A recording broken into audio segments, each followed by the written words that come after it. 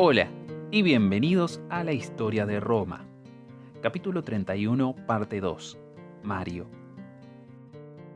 Antes de empezar, quiero pedir disculpas por el interludio de algunas semanas que me he tomado. Lamentablemente mi cronograma de producción de estos podcasts se había alterado por ciertos asuntos de trabajo y personales. Pero a no desesperarse. Se volverá a la frecuencia acostumbrada, porque acá, en Trecha Podcast, tenemos historia de Roma para mucho más. La última vez cubrimos la vida de Cayo Mario hasta su primer consulado. Hasta aquí su carrera había sido impresionante, pero todavía no excepcional. Sí, era un hombre nuevo, y merece crédito extra por forjar su camino a pesar de las trabas institucionales que enfrentaba. Pero difícilmente era el primer homo novus en ser electo cónsul, y difícilmente era el primer general romano que gana el apoyo popular tras terminar una guerra muy impopular en el extranjero. Pero la ambición de Mario, y más importante aún, su voluntad de llevar a cabo su ambición, definitivamente lo distinguiría de sus colegas. Hay una razón por la que Mario, por su cuenta, merece más de un capítulo, y al terminar hoy, esas razones serán más que evidentes. En el 109 a.C., el cónsul Metelo había partido a África junto a Mario. Pero en ese mismo año, el colega consular de Metelo, Marco Silano, había sido enviado al norte para lidiar con los cimbrios, un ejército gálico que estaba creciendo en fuerzas en la región. Se suponía que Silano debía aplastar a los impertinentes bárbaros y restablecer el orden romano, pero en vez de eso fue completamente derrotado. Envalentonados por el éxito de los cimbrios, otras tribus gálicas comenzaron a movilizarse en el 107 a.C., año del primer consulado de Mario. Otra vez, las legiones romanas fueron enviadas al norte para combatir contra el ejército que merodeaba, pero otra vez las legiones fueron derrotadas. Esta vez, los oficiales romanos que quedaban solo pudieron salvar a sus derrotadas tropas haciéndolas pasar por el yugo, aquel ritual tan humillante para el orgullo romano. En este punto, el asunto más urgente seguía siendo la guerra en el norte de África, pero ya era claro que Roma enfrentaba una amenaza muy real con el retorno de los galos. En el 106 a.C., los romanos tuvieron ciertos éxitos cuando el cónsul de ese año, Quinto Cepión, pacificó uno de los pueblos en rebelión y restableció al menos la apariencia de superioridad romana. Pero al año siguiente lo arruinaría todo, llevando a las circunstancias que permitirían la inédita serie de consulados de Mario. En el 105 a.C., Cepión fue hecho procónsul de la Galia, y el nuevo cónsul del año, Gneo Malio, fue enviado al norte para unir fuerzas con él.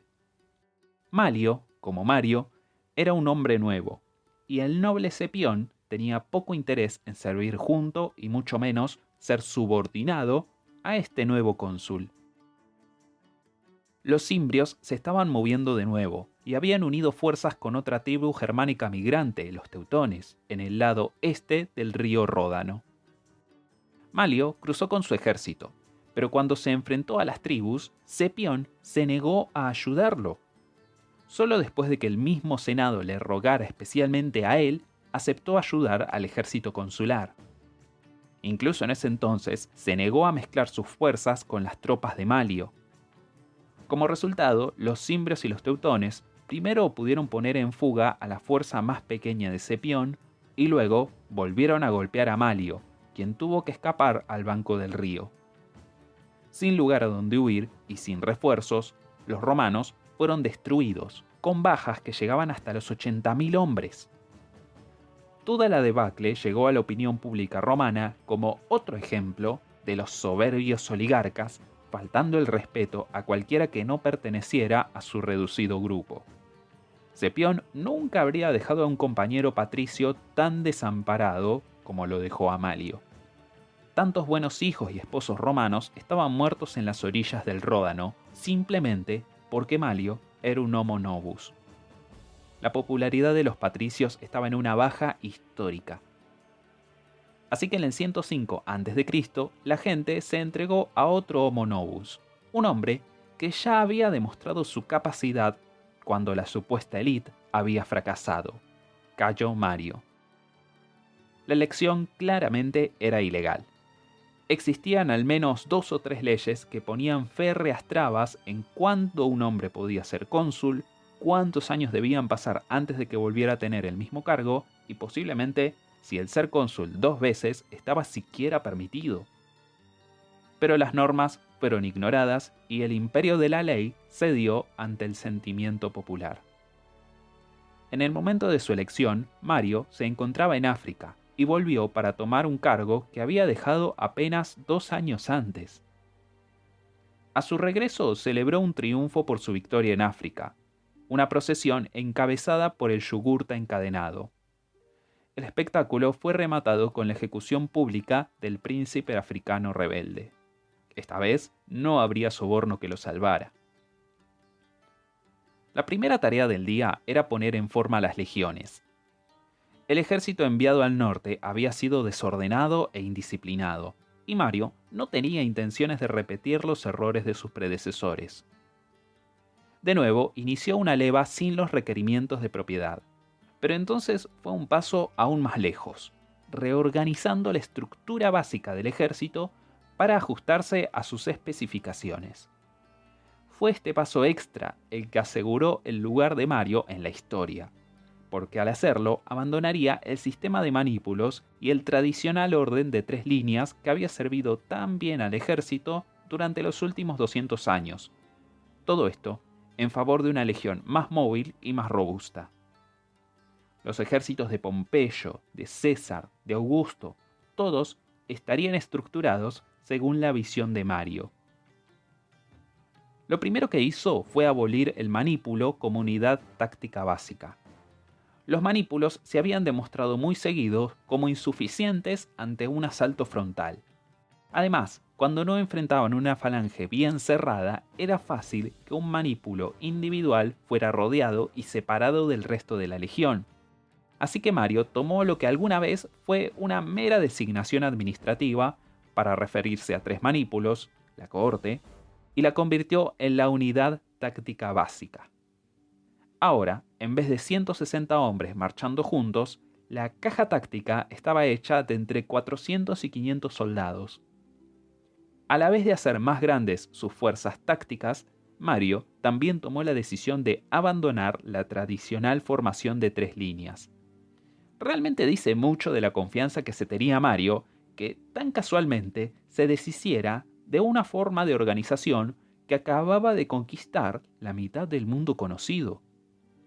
Algunos dirían que era lisa y llana arrogancia, pero todas sus alteraciones fueron hechas con la lucha contra los galos en mente, una campaña que incluiría muchos asaltos frontales contra fuerzas muchísimo más numerosas. No tenía sentido el drama de dejar que la primera línea de reclutas inveterados fuera derrotada solo para que los veteranos, que esperaban detrás, salvaran el día. Eliminó la división por edades y mezcló a jóvenes y viejos en sus nuevas cohortes. Entonces los ordenó en 3 líneas, pequeño homenaje al pasado, pero entrenó a sus tropas para rotar hacia adelante continuamente. No esperar que una línea fuera vencida antes que la otra para dar un paso al frente. La idea era siempre tener a las tropas más frescas en la línea frontal, que lucharan como locos por algunos minutos y luego volver atrás para que otra línea continuara la lucha. Pero Mario no solamente cambió el cómo su ejército luchaba, sino que también cambió toda la perspectiva de qué significaba ser un soldado.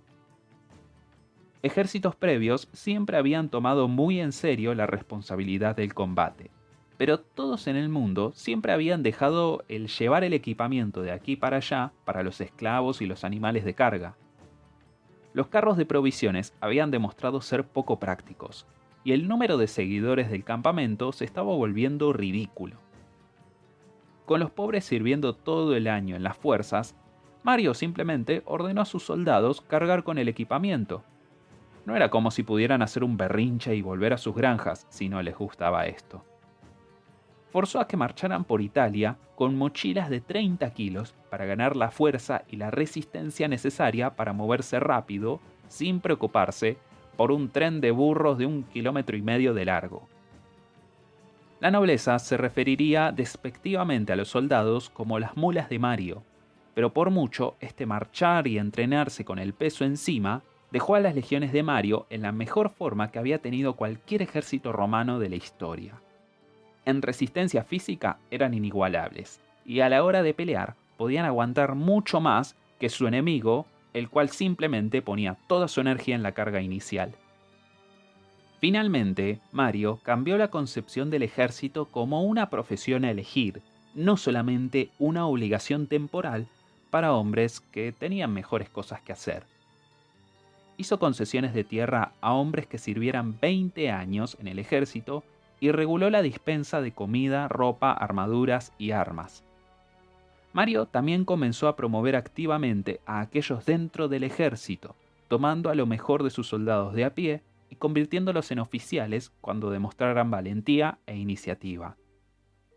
Estos ascensos vinieron a expensas de los jóvenes nobles, quienes estaban acostumbrados a ser otorgados el liderazgo sin ninguna experiencia en el campo de batalla.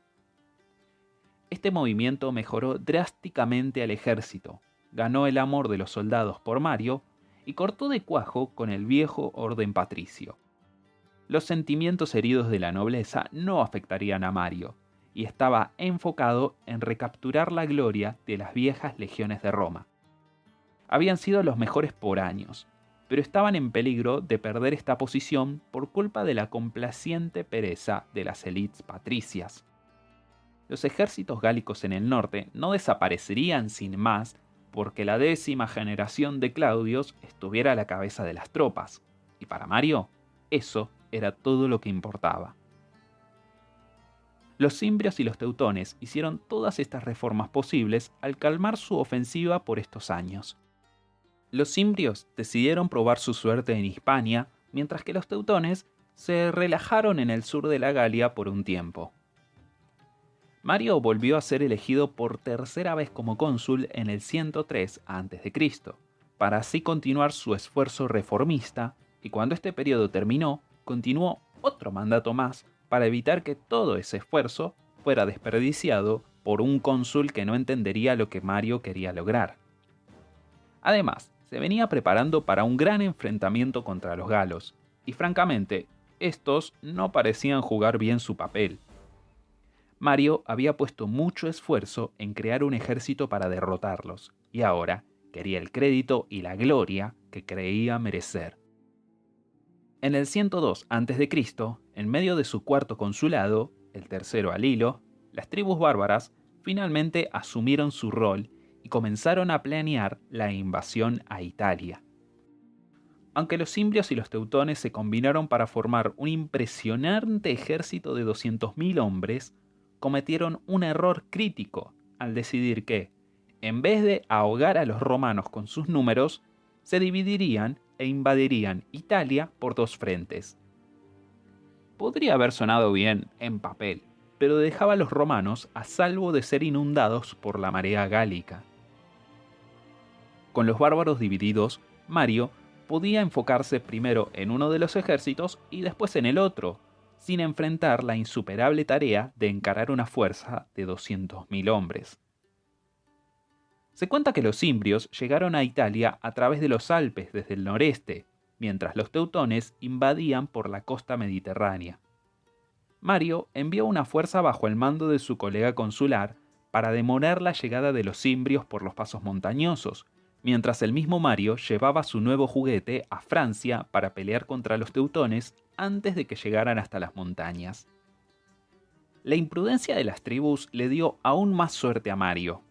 Un contingente de 300.000 germanos se separó de la fuerza principal bárbara, ni bien vieron a los romanos.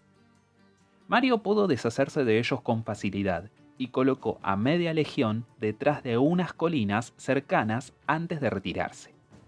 El resto de los teutones marcharon persiguiéndolo, y cuando pasaron a las cohortes escondidas, Mario se volteó y atacó. Con toda su atención delante, los bárbaros nunca vieron venir a los 3.000 romanos ocultos. Sin saber qué o quiénes los atacaban por detrás, el ejército bárbaro se convirtió en una masa confusa, lo que Mario fácilmente aprovechó. Así, el ejército teutón fue aniquilado. Sin embargo, las cosas no salieron muy bien con los cimbrios. El otro cónsul no había logrado resistirlos, y al final del 102 a.C., Italia se convirtió en la infeliz anfitriona de 100.000 galos invasores. En las elecciones de ese año, Mario una vez más volvió a ser cónsul. No tenía sentido cambiar de caballo a mitad de carrera. En el verano del 101 a.C., Mario llevó a este caballo hasta la meta, encontrando y derrotando un ejército bárbaro muchísimo más grande. Todo el entrenamiento y las marchas probaron ser la diferencia ante las hordas mucho más grandes, pero mucho menos disciplinadas, de los cimbrios. Mario retornó a Roma y celebró su segundo triunfo. Para este entonces, solo Escipión el Africano había logrado la misma fama que el gran Cayo Mario, quien ahora era el héroe de dos guerras distintas contra dos enemigos completamente distintos. Seguro, había descontento entre las clases altas sobre este hombre del pueblo llano que ya parecía ser prácticamente un rey. Pero el peligro había sido tan real para ellos como para las clases más bajas, y Mario probó estar a la altura del desafío que le habían asignado. Así que la élite se aguantó sus quejas y aplaudió junto al resto del pueblo. Por gratitud por su éxito, Mario fue cónsul por quinta vez seguida, en el año 100 a.C. Pero quizás podría ya haber sido demasiados consulados, y algo de la fama de Mario se fue desvaneciendo. De nuevo, volvió a subir el precio del grano, y los tribunos, siguiendo el ejemplo de los Graco, protestaban por una solución. El malestar se hacía sentir en la ciudad, y el Senado ordenó a Mario hacer algo al respecto. Mario aceptó esta orden policial, pero esto lo colocó en contra de las asambleas populares que tanto habían hecho por su legitimidad. Al final del año, Mario decidió que ya era suficiente y anunció su retiro de la vida pública. Si la historia hubiera terminado allí, Mario se habría asegurado su lugar en la historia como uno de los líderes más grandes y famosos de Roma, pero todavía no había terminado. La próxima semana, el viejo Mario debería dejar su retiro para lidiar con el inevitable resultado del maltrato de Roma sobre sus aliados italianos. En lo que pasaría a conocerse como la Guerra Social, Mario volvería a luchar junto a Sila, su eterno lugarteniente, quien ahora era un general por derecho propio. La Guerra Social sería la última vez que ambos pelearan en el mismo bando, y la intensa rivalidad entre estos dos hombres pronto se convertiría en un sangriento ida y vuelta de purgas y contrapurgas, cuyo derramamiento de sangre aún nos deja repugnados.